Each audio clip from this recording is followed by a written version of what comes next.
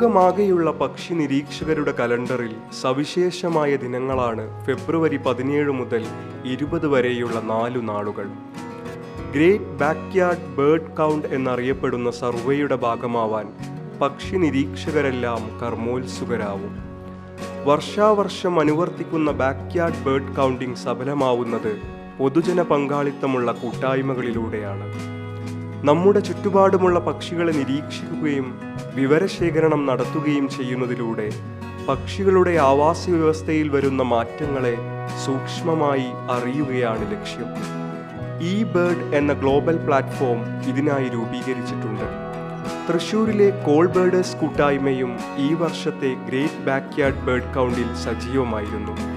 Thrissur Palakkal call നിലങ്ങളിലൂടെ ഉദയസൂര്യനോടൊത്ത് ക്യാമറയുമായി അവർ പക്ഷികളെ തേടിയിറങ്ങി.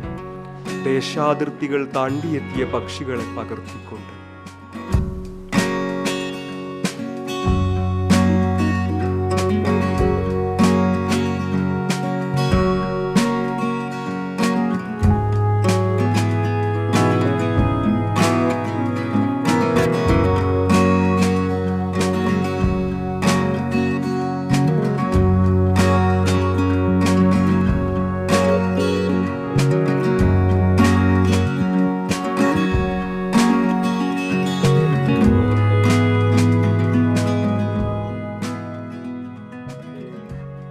തൃശ്ശൂരിലെ പക്ഷി നിരീക്ഷകരുടെ ഒരു കൂട്ടായ്മയായ കോൾ ബേർഡേഴ്സിൻ്റെ ഭാഗമാണ് ഞങ്ങൾ.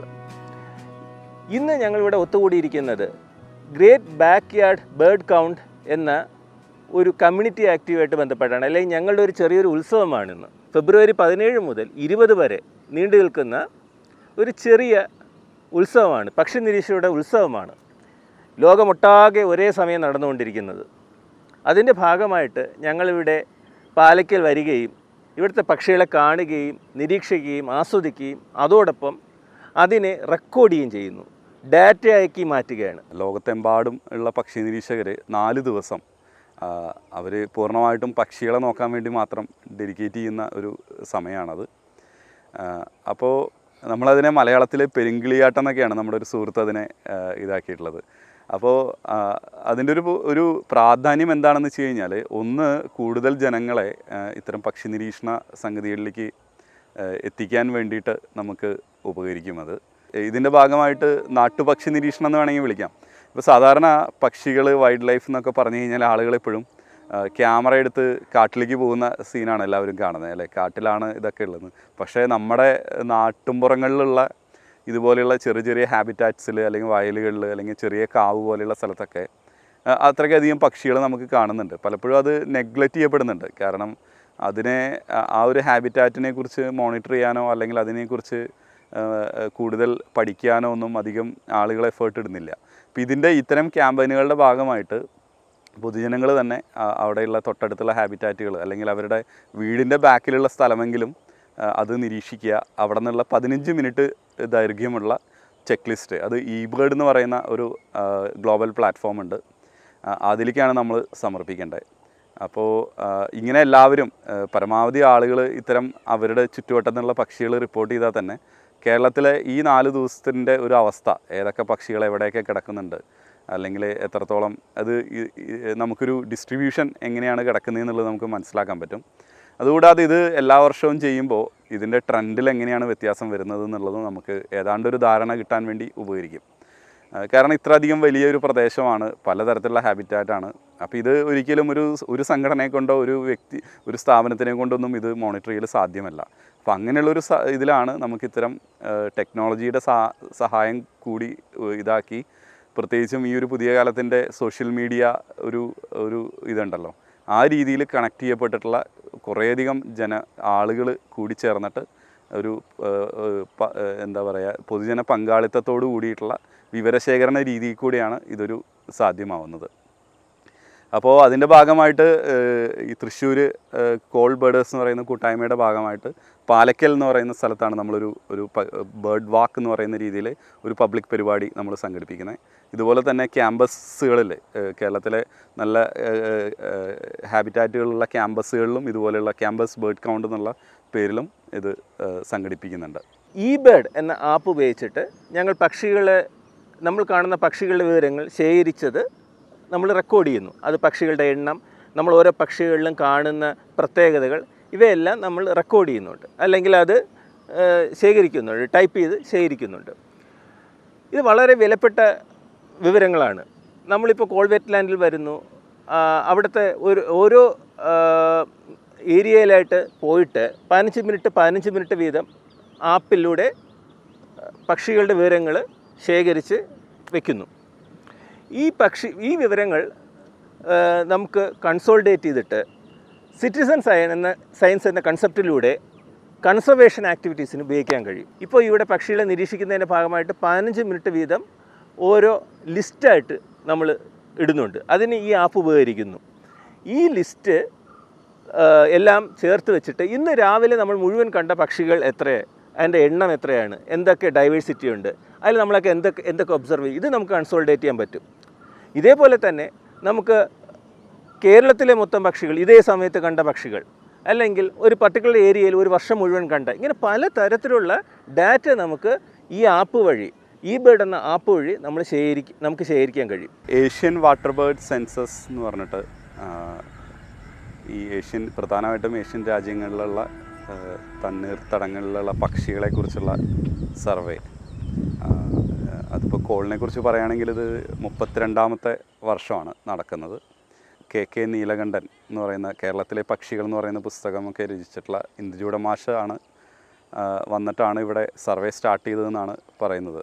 അതിൻ്റെ ഭാഗമായിട്ട് ഏതാണ്ട് 12ഓളം സ്റ്റേഷനുകളിലാണ് നമുക്ക് സർവേ വരുന്നത്. അത് തൃശ്ശൂർ, പൊന്നാനി, കോൾനിലങ്ങളിൽ മുഴുവനായിട്ടും ആണ് നടക്കുന്നത്. അപ്പോൾ കഴിഞ്ഞ ഒരു 5 വർഷത്തെ ഡാറ്റ, ഈ വർഷത്തെ സർവേ നമുക്ക് ജനുവരി 1-ാം തീയതിയാണ് ഉണ്ടായിരുന്നത്. നമ്മളെല്ലാ വർഷത്തിലും ഫസ്റ്റ് ഞായറാഴ്ചയാണ് കോളിൽ സർവേ നടക്കുന്നത്. ഇതുപോലെ തന്നെ കേരളത്തിലെ എല്ലാ വെറ്റ്ലാൻഡുകളിലും സർവേകൾ നടക്കുന്നുണ്ട്. അപ്പോൾ ഈ കഴിഞ്ഞ 5 വർഷത്തിൽ ഏറ്റവും കുറവ് കൗണ്ടാണ് ഈ വർഷം നമുക്ക് രേഖപ്പെടുത്തിയത്. അപ്പോൾ അതിനുള്ള പല കാരണങ്ങളാണെന്നാണ് നമുക്ക് മനസ്സിലായത്. ഒന്ന്, അഗ്രികൾച്ചർ പാറ്റേണിൻ്റെ വ്യത്യാസം, പ്രത്യേകിച്ചും ക്ലൈമറ്റ് ചേഞ്ചിൻ്റെയും അല്ലെങ്കിൽ മഴയുടെ ഇതൊക്കെ കാരണം ആളുകൾ നേരത്തെ കൃഷി ഇറക്കലും ഒക്കെ ആയതോട് കൂടിയിട്ട് കോളിലുള്ള കൃഷിയെക്കുറിച്ച് പറയുകയാണെങ്കിൽ മഴക്കാലം മുഴുവൻ വെള്ളം കെട്ടി നിൽക്കുന്ന സ്ഥലമാണ്, സമുദ്രനിരപ്പിൽ നിന്ന് താഴെ നിൽക്കുന്ന സ്ഥലമാണിത്. അപ്പോൾ ഈ വെള്ളം പമ്പ് ചെയ്ത് കളഞ്ഞിട്ട് വേണം നമുക്കിവിടെ കൃഷി തുടങ്ങാൻ വേണ്ടിയിട്ട്.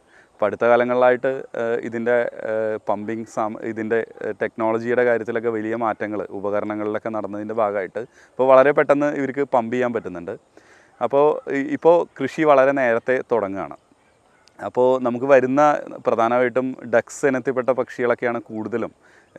ഇപ്പോൾ സാധാരണ നമുക്ക് 48,000 പക്ഷികളൊക്കെയാണ് നമുക്കൊരു സർവേയിൽ ഈ 12 ക്യാമ്പുകളിൽ നിന്നായിട്ട് നമുക്ക് കിട്ടൽ.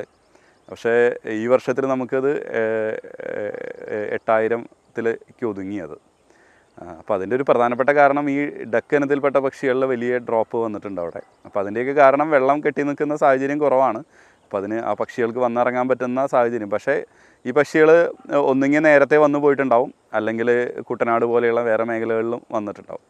പക്ഷേ ഇത് ഈ ഏഷ്യൻ വാട്ടർ ബേർഡ് സെൻസസിൻ്റെ ഒരു പ്രത്യേകത എന്ന് പറയുന്നത് ഇത് എല്ലാ വെറ്റ്ലാൻഡുകളിലും നടക്കുന്നത് കൊണ്ട് അത് വെറ്റ്ലാൻഡ് ഇൻ്റർനാഷണലും ബേർഡ് ലൈഫ് ഇൻ്റർനാഷണൽ പോലെയുള്ള സംഘടനകളാണ്, വെറ്റ്ലാൻഡ് ഇൻ്റർനാഷണലാണ് ഇത് കോർഡിനേറ്റ് ചെയ്യുന്നത്.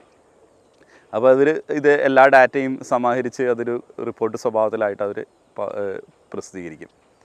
അപ്പോൾ എണ്ണം കുറയാന്ന് പറഞ്ഞാൽ അത് ഭയങ്കര ഒരു പ്രശ്നമായിട്ട് നമ്മൾ കരുതേണ്ട കാര്യമൊന്നുമില്ല. നമ്മൾ പലപ്പോഴും അത് എണ്ണം മാത്രം വെച്ചിട്ട് നമുക്കതിനെ കാണുന്നതിൽ അതിൽ ശരികേടുണ്ട്. നമ്മൾ കാലങ്ങളായിട്ട് ചെയ്തു വരുന്ന സമയത്തിൽ മാറ്റങ്ങൾ വരുന്നുണ്ട്. ഇങ്ങനെയുള്ള കുറേ കാര്യങ്ങൾ ഇതിൽ ബാക്ക്ഗ്രൗണ്ടിൽ സംഭവിക്കുന്നുണ്ട്. പിന്നെ ലാൻഡ്സ്കേപ്പ് മാറുന്നുണ്ട്, പുതിയ റോഡുകൾ വരുന്നുണ്ട്, പുതിയ കൺസ്ട്രക്ഷനുകൾ വരുന്നുണ്ട്. അപ്പോൾ ഈ തരത്തിലുള്ള പല ഡിസ്റ്റർബൻസുകളും ഇതിൻ്റെ ഭാഗം കൂടിയാണ്. അപ്പോൾ ഇതൊക്കെ ഹാബിറ്റാറ്റിനെ ബാധിക്കുന്ന വിഷയങ്ങളാണ്. അതുകൂടാതെ ചില സ്ഥലങ്ങളിൽ ഭയങ്കരമായിട്ടുള്ള പൊല്യൂഷൻ നടക്കുന്നുണ്ട്. ഡൊമസ്റ്റിക് മാലിന്യമായാലും ബാക്കിയുള്ള തരത്തിലുള്ള വേസ്റ്റുകൾ കൊണ്ടിടുന്ന പരിപാടികൾ. അപ്പോൾ ഇതിൻ്റെയൊക്കെ നേരത്തെ പറഞ്ഞ പോലെ അതുകൂടാതെ തന്നെ കൃഷിയുടെ പാറ്റേണിൽ വരുന്ന മാറ്റങ്ങൾ ഒക്കെ ഇതിനെ ബാധിക്കുന്ന സംഭവങ്ങളാണ്.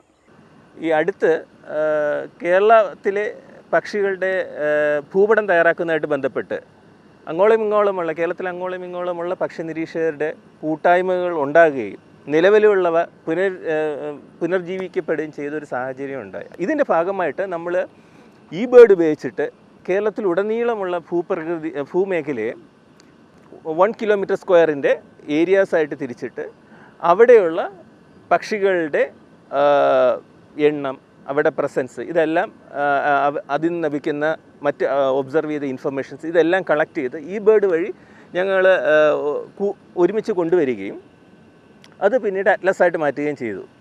അതിപ്പോൾ നമ്മൾ കഴിയുന്നിടത്തോളം വർഷാവർഷം അത് അപ്ഡേറ്റ് ചെയ്യുന്നുണ്ട്. അപ്പോൾ ഈ പ്രോസസ്സിൻ്റെ ഭാഗമായപ്പോൾ കുറച്ചുകൂടി ശാസ്ത്രീയമായിട്ട് പക്ഷികളെ വിവരങ്ങൾ ശേഖരിച്ച് വെക്കുന്നതിൻ്റെ ഒരു പുതിയ തലം പഠിക്കാൻ കഴിഞ്ഞു. കാലങ്ങളായിട്ട് ദിവസവും പക്ഷികളെ നിരീക്ഷിക്കുന്നുണ്ടായിരുന്നു. പക്ഷേ ഇപ്പോൾ അത് അടുത്ത തലത്തിൽ, ഒരു കൺസർവേഷൻ തലത്തിൽ ചിന്തിക്കുമ്പോൾ ഞാൻ അതെപ്പോഴും എപ്പോഴൊക്കെ പക്ഷി നിരീക്ഷിക്കാൻ ഇറങ്ങുന്നു അപ്പോഴൊക്കെ ഞാൻ ലിസ്റ്റ് തയ്യാറാക്കാറുണ്ട്. അറ്റ്ലീസ്റ്റ് ദിവസത്തെ ഒരു തവണയെങ്കിലും ഒന്ന് രാവിലെയെങ്കിലും എഴുന്നേറ്റിട്ട് കുറച്ച് നേരം ഒരു 15 മിനിറ്റ് പക്ഷികളെ നിരീക്ഷിക്കുകയും അവയുടെ ഡാറ്റ തയ്യാറാക്കുകയും അത് ഈ ബേർഡായിട്ട് ലിസ്റ്റ് ഇടുകയും ചെയ്യും. ഭൂമിയിലെ ആവാസ വ്യവസ്ഥയെ അതിനെ ആരോഗ്യകരമായിട്ട് നിലനിർത്തണമെന്നും അത് മനുഷ്യന് ഏറ്റവും അനുയോജ്യമായി നിലയിൽ തന്നെ മുന്നോട്ട് പോകണമെന്നും ഒക്കെ ആഗ്രഹിക്കുന്ന ഓരോ വ്യക്തിയും ഞാൻ പറയുന്നു, ഈ ചെറിയൊരു സംരംഭത്തിലോട്ട് ഇറങ്ങുകയാണെങ്കിൽ ദിവസവും ഒരു ലിസ്റ്റ് തയ്യാറാക്കുക, അത് സബ്മിറ്റ് ചെയ്യുക. അതുവഴി നമ്മുടെ ആ ഒരു ഡാറ്റ അതൊരു വലിയൊരു പൂളാക്കി മാറ്റുക, അതിന് പഠനത്തിന് വിധേയമാക്കുക. ഇങ്ങനെ ചെയ്യുകയാണെങ്കിൽ വലിയൊരു മാറ്റത്തിലേക്കായിരിക്കും അത് പോവുക. നമുക്ക് അണ്ണാൻ കുഞ്ഞിലും തന്നാലായെന്ന് പറയും പോലെ ചെറിയൊരു എഫേർട്ട്, ഞാൻ അങ്ങനെയാണ് അതിനെ കാണുന്നത്.